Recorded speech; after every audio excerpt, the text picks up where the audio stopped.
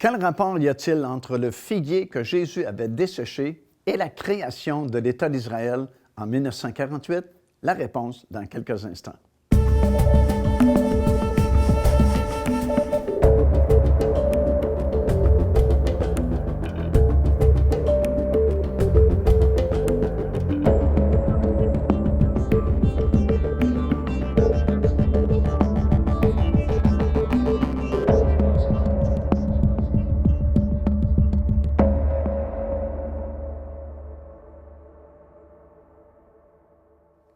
Je suis très heureux de vous accueillir encore une fois à cette émission de télévision, Les Actualités prophétiques.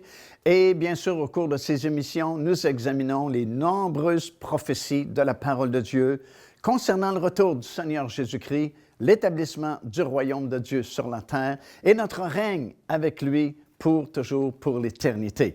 Et on est en train de parler de grands accomplissements prophétiques, puisque de nombreux signes nous ont été donnés dans la parole du Seigneur pour nous permettre de discerner l'époque et même la génération dans laquelle le Seigneur va revenir. Comme on a mentionné, on ne peut savoir ni le jour précis, ni l'heure exacte de son retour, mais au moins, à cause de ces signes-là, on peut discerner l'époque, la génération dans laquelle il va revenir. Et comme on a mentionné lors de notre dernière émission, la création de l'État d'Israël, le 14 mai 1948, témoigne d'un déclenchement prophétique très important et exclusif à notre génération, puisqu'en effet, nous avons dit que c'est le pivot sur lequel toutes les autres prophéties dépendaient, parce que, évidemment, elles ne pouvaient s'accomplir tant et aussi longtemps qu'Israël n'avait pas été recréé. Et le 14 mai 1948, c'est comme si les feuilles ont commencé à pousser à nouveau sur le figuier qui avait été desséché. Figuier qui a été desséché, bien sûr, fait suite à cette journée-là précise où le Seigneur Jésus-Christ s'était présenté comme roi à Israël. Il y avait une journée précise qui avait été prophétisée par Daniel dans l'Ancien Testament, journée durant laquelle Jésus devait se rendre à Jérusalem et se présenter comme roi d'Israël afin d'être accepté ou rejeté par Israël. Et bien sûr, nous savons, cette journée-là, lorsque la journée est arrivée, Jésus avait demandé à 2 de ses disciples d'aller dans le petit village, dans le flanc de la montagne des Oliviers. Il leur avait dit, vous allez voir, il y a un âne qui est attaché à un poteau. Vous le détachez, vous me l'apportez. Et Jésus a monté sur le dos de cet âne-là. Et la foule criait vraiment, « Béni soit le roi qui vient au nom du Seigneur. » Mais à l'époque, il y avait un pont qui enjambait la vallée du Cédron. Et la vallée du Cédron sépare la montagne des Oliviers de l'esplanade du Temple et la porte dorée. Et Jésus traversait sur ce pont-là. Et à l'autre extrémité du pont, il y avait les religieux de l'époque, les prêtres, les sacrificateurs qui travaillaient là au temple, qui en fait auraient dû être les premiers à reconnaître Jésus comme roi d'Israël. Mais ils se sont rendus compte que Jésus s'appropriait d'une vieille prophétie mentionnée dans Zacharie 9,9 qui disait ceci, « Réjouis-toi, fille de Sion, car ton roi vient à toi monter sur le dos d'un âne. » C'est pour ça que ça prenait un âne. Et eux n'étaient pas d'accord avec ça, ne reconnaissaient pas Jésus comme le Messie et le roi d'Israël. Ils ont manipulé la foule qui, finalement, a rejeté Jésus comme le roi d'Israël. Quand Jésus a été rejeté, il a pleuré sur la ville de Jérusalem en disant, « Si toi au moins, tu avais reconnu le jour, non pas l'époque ni la saison, mais le jour, parce qu'il y avait une journée précise qui avait été prophétisée par Daniel dans l'Ancien Testament. Si tu avais connu le jour où tu as été visité, ton bien-être aurait été comme un fleuve, mais là, les armées, dit Jésus, vont venir et vont te détruire. » Et Jésus, finalement, a traversé la porte dorée, il est venu un peu sur l'esplanade du Temple, a parlé avec certaines personnes, et la Bible dit, étant donné que c'était sur la fin de la journée, il a décidé de retourner à Béthanie pour passer la nuit chez son ami Lazare et Marthe et Marie. Et dans l'Évangile de Marc, dans le 11e chapitre, au verset 12 et au verset 20, il nous est dit que le lendemain matin, Jésus est sorti du village de Béthanie pour revenir sur Jérusalem, et sur sa route se trouvait un figuier. Il est venu pour manger les fruits, les figues, mais il s'est trouvé sans figues. Il y avait seulement les feuilles. Et Jésus a donné une parole prophétique sur le figuier qui a été desséché jusqu'à sa racine. Et les disciples ont été étonnés de la parole que Jésus avait prononcée sur le figuier. Mais en fait, ce figuier-là, c'était un symbole d'Israël. Et ce que Jésus voulait dire, c'est qu'étant donné que vous m'avez rejeté comme roi, bien, Israël va être desséché pendant quand même longtemps, puisqu'Israël a été desséché pendant à peu près 2000 ans après qu'il a rejeté son roi, le Seigneur Jésus-Christ. Mais le même Jésus avait dit, dans Luc 21, « Quand vous verrez des feuilles pousser à nouveau sur ce figuier-là, bien, vous savez que je suis à la porte. » Le 14 mai 1948, les premiers bourgeons sont apparus et les premières petites feuilles tendres, comme Jésus dit dans Luc 21, ont commencé à refaire leur apparition. Le figuier, à nouveau, porte des feuilles. Et encore une fois, Jésus dit, quand les feuilles vont commencer à pousser à nouveau sur le figuier, bien, vous savez que ce sont les derniers jours et que je suis vraiment à la porte. Joignez-vous à nous afin de célébrer le Seigneur et entendre le message de la parole de Dieu par l'évangéliste Mario Massicotte. Venez recevoir ce que Dieu a préparé pour vous. Visitez notre site web www.paindevie.org afin de connaître notre itinéraire. Nous serions très heureux de vous rencontrer et de vivre des moments forts avec le Seigneur.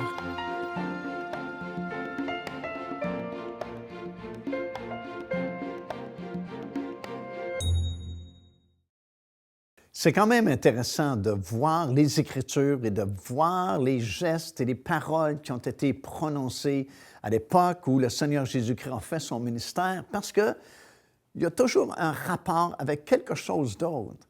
Il n'y a jamais rien qui est fait pour rien. Et puis, la plupart du temps, il y a toujours une double signification. Tout comme je viens de vous mentionner, vous savez, quand Jésus s'est rendu au Jourdain pour être baptisé par Jean-Baptiste, en fait, c'était un transfert sacerdotal entre le rang lévitique auquel Jean-Baptiste appartenait au profit du sacerdoce sous lequel Jésus devait faire son ministère, celui de Melchisédek. Et à partir de ce moment-là, depuis le moment où Jésus est sorti des eaux du Jourdain, il va marcher de façon incontournable vers cette journée-là qui avait été prophétisée par Daniel, journée durant laquelle il devait se présenter comme roi à Israël. Et sachant cela, si vous relisez les Évangiles, en comprenant que tout ce que Jésus fait, tout ce qu'il va dire, tous ses faits et gestes, tous ses déplacements sont toujours en relation avec cette journée-là. C'est ce qu'il a en tête. Dès l'instant où il commence son ministère public, ce que Jésus a en tête, c'est cette journée-là. Il ne peut pas manquer de monter à Jérusalem et de se présenter comme roi parce que c'était prophétisé comme cela. Et c'est vraiment étonnant de relire attentivement la parole de Dieu et de voir comment chaque petit détail des paroles prophétiques doit s'accomplir d'une façon ou d'une autre. Et c'est intéressant parce que quand on a filmé récemment la série qui s'appelle « Botsra, Armageddon et le retour du Seigneur », on s'est rendu à Nazareth et j'expliquais aux gens comment Joseph était un homme de vision et comment souvent des anges sont apparus à Joseph pour lui donner une direction. Et puis, l'ange lui avait dit de s'enfuir en Égypte avec son épouse et puis le petit enfant parce que Hérode en voulait à sa vie. Et quelques années plus tard, un ange, encore une fois, lui a dit « Tu peux revenir maintenant parce que le problème est réglé. » Et lorsque Marie est revenue avec Joseph et Jésus, ils ont voulu s'établir à Jérusalem. Mais les prophéties disaient que Jésus devait grandir à Nazareth, en Galilée. Et concours de circonstances, ça n'a pas fonctionné. Ils n'ont pas été capables de s'établir à Jérusalem. Et puis, ils se sont dit, bien, puisque ce n'est pas possible à Jérusalem, on va retourner d'où on est venu, à Nazareth. Mais tout au long, il fallait qu'ils s'établissent à Nazareth. Alors, comme je vous dis, il y a toujours un autre volet aux Écritures, il y a toujours une autre signification prophétique dans à peu près tout ce que nous lisons. Et vous en avez une ici, ce que je vous ai mentionné concernant le figuier. Le texte dit dans Matthieu, chapitre 24, le verset 32 et le verset 33, Jésus dit ceci, « Instruisez-vous par une comparaison tirée du figuier dès que ses branches deviennent tendres et que les feuilles poussent, vous connaissez que l'été est proche. De même, quand vous verrez toutes ces choses, sachez que le Fils de l'homme est proche, il est même à la porte. » Alors, c'est clair, le Seigneur nous dit de s'instruire par ces choses-là, de cette parabole ou cette comparaison du figuier qui avait été desséché, qui avait perdu toutes ses feuilles, qui représentait Israël parce que le figuier, c'est un des symboles d'Israël. Dans le livre du prophète Joël, c'est dans Joël, premier chapitre et le verset 7, alors que le prophète parle des ennemis d'Israël qui sont venus l'attaquer, ça dit que ses ennemis ont dévasté ma vigne, dit le Seigneur, et mis en morceaux mon figuier. Alors Israël est comparé à un figuier, et Jésus reprend la même comparaison ici en desséchant le figuier. C'est comme s'il donnait une parole prophétique qui disait « Parce que vous n'avez pas reconnu le temps de ma visitation, alors que je me proposais pour établir le royaume de Dieu, et je venais vous proposer ma royauté, vous l'avez rejeté, alors les prophéties vont s'accomplir et Israël va être desséché, va perdre ses feuilles. » Et effectivement, quelques années à peine plus tard, les Romains ont envahi Jérusalem, ont détruit le temple, et le peuple s'est enfui. Et Israël a été dispersé dans à peu près tous les pays du monde. Et le figuier a été desséché. Il n'y en avait plus de figuier, jusqu'à ses racines, comme c'est mentionné dans les Évangiles. Mais encore une fois, le même Jésus va annoncer que lorsque ces feuilles vont pousser à nouveau sur le figuier, bien, ça signifie que le Fils de l'homme est proche et dit même à la porte. Et ces feuilles-là ont commencé, comme je dis, à pousser le 14 mai 1948. Et parce qu'on est plusieurs années après, bien, nous savons que c'est vraiment un signe capital qui nous prouve hors de tout doute que nous sommes une génération particulière. Parce que tant et aussi longtemps, encore une fois, que le figuier n'avait pas de nouvelles feuilles qui poussaient sur ses branches, Jésus ne pouvait pas revenir. Parce que cette prophétie-là devait absolument s'accomplir. Alors voilà encore une fois une autre prophétie, grande prophétie de la parole de Dieu, qui trouve son accomplissement dans une seule génération, notre génération, qui nous prouve encore une fois, hors de tout doute, que premièrement, nous sommes une génération spéciale, nous sommes une génération marquée, et que deuxièmement, ça ne peut pas attendre encore de nombreuses années avant le retour du Seigneur, parce qu'il avait ajouté ceci, cette génération, parlant de la génération qui verra pousser les feuilles sur le figuier qui avait été desséché, ne pensera pas que tout le reste ne soit accompli.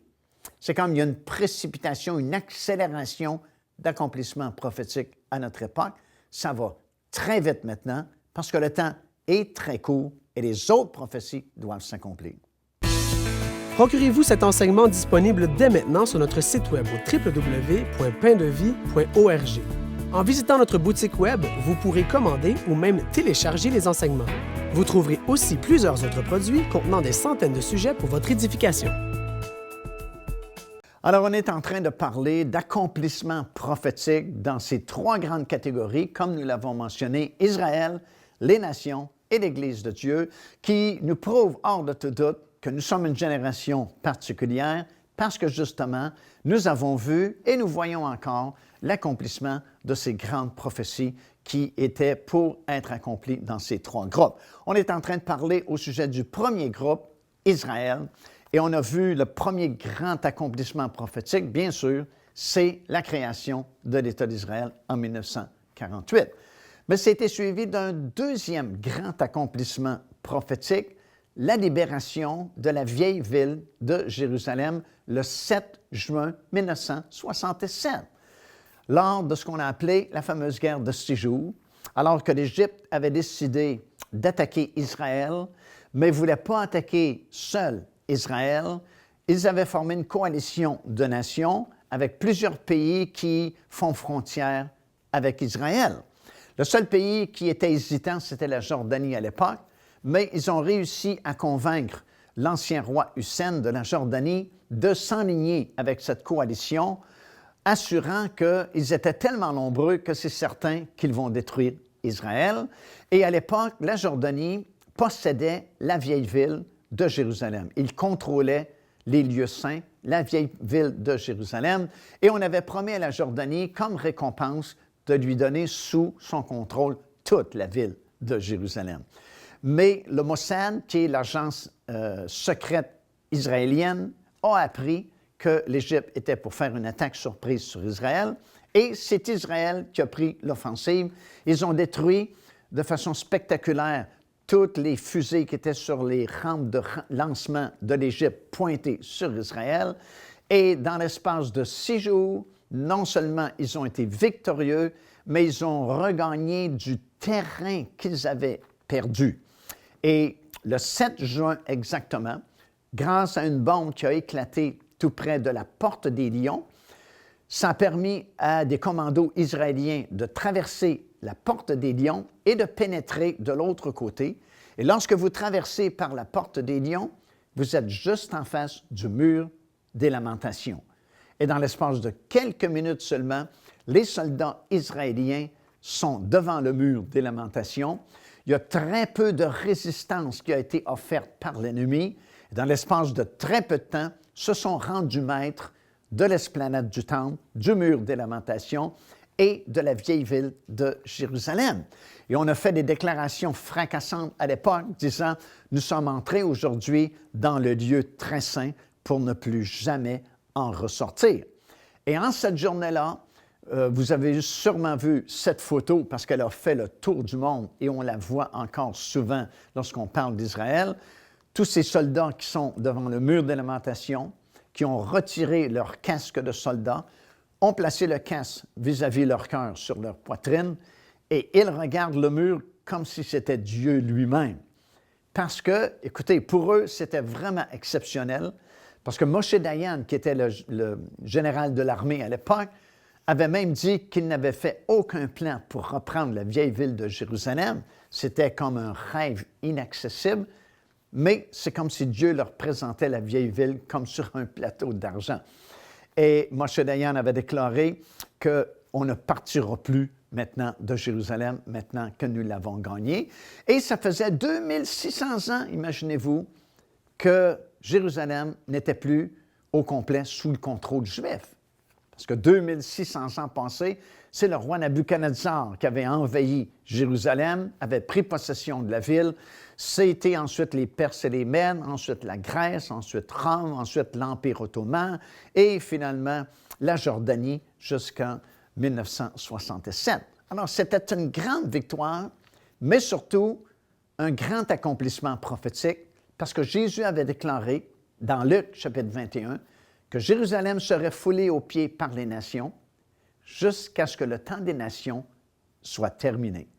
Et non seulement ça, mais c'est intéressant parce que dans le psaume 102, versets 17 jusqu'à 19, ça dit que lorsque l'Éternel va rebâtir Jérusalem ou Sion, il va se montrer dans sa gloire.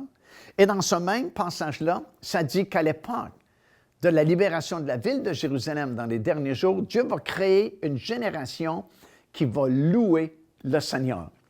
Et c'est remarquable que c'est en 1967 que Jérusalem a été libérée et c'est en 1967 que le mouvement charismatique a éclaté dans le monde entier et que le Saint-Esprit soudainement a été répandu sur des gens qui appartenaient à toutes sortes de dénominations qui auparavant ne croyaient même pas au Saint-Esprit. Mais soudainement, de par le monde entier, il y a eu une effusion du Saint-Esprit, une grande liberté dans le Saint-Esprit qui a permis à des millions de personnes de louer le Seigneur dans une nouvelle liberté du Saint-Esprit. Le psalmiste l'avait annoncé d'avance, quand l'Éternel, dans les derniers jours, va rebâtir Jérusalem, il va se montrer dans sa gloire et il va créer une génération à cette époque-là qui va louer le nom de l'Éternel. Alors voilà un deuxième grand accomplissement prophétique digne de mention et exclusif à notre génération. Devenez partenaire avec ce ministère par votre soutien financier et aidez-nous à planter le flambeau de l'Évangile à travers le monde entier. Vous recevrez un enseignement audio à tous les mois de la part de l'évangéliste Mario Massicotte, ainsi que notre bulletin de nouvelles prophétiques incluant des enseignements bibliques, des nouvelles du ministère et des commentaires sur les actualités prophétiques, telles que vues pendant cette émission. Débutez dès aujourd'hui en visitant notre site web www.paindevie.org ou par courriel à info@paindevie.org ou en nous écrivant à Pain de Vie, casier postal 426 800 Square Victoria, Montréal, Québec, H4Z 1J7. Il y a un troisième grand accomplissement prophétique concernant cette première catégorie, Israël. Bien sûr, notre premier et le plus important, je pense, c'est la création de l'État d'Israël, parce que tant qu'Israël n'est pas recréé, les autres prophéties ne peuvent pas s'accomplir. Puis, le deuxième grand accomplissement, c'est la libération de la ville de Jérusalem au mois de juin 1967, ce qui a permis vraiment un retour formidable du peuple israélien qui était expatrié un peu partout dans les autres pays du monde. Et ça, c'est notre troisième grand accomplissement prophétique qui est exclusif aussi à notre génération, parce que dans les générations précédentes, c'est le contraire. Israël a été dispersé parmi les nations.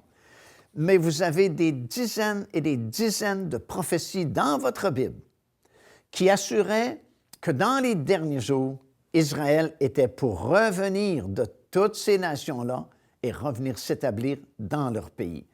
Écoutez juste la parole ici d'Ésaïe, parce que ça touche les 4 points cardinaux. C'est dans le chapitre 43, les versets 5 et 6, alors que le prophète a annoncé d'avance, très longtemps d'avance, des milliers d'années d'avance, il a dit de la part de l'Éternel, « Ne crains rien, car je suis avec toi.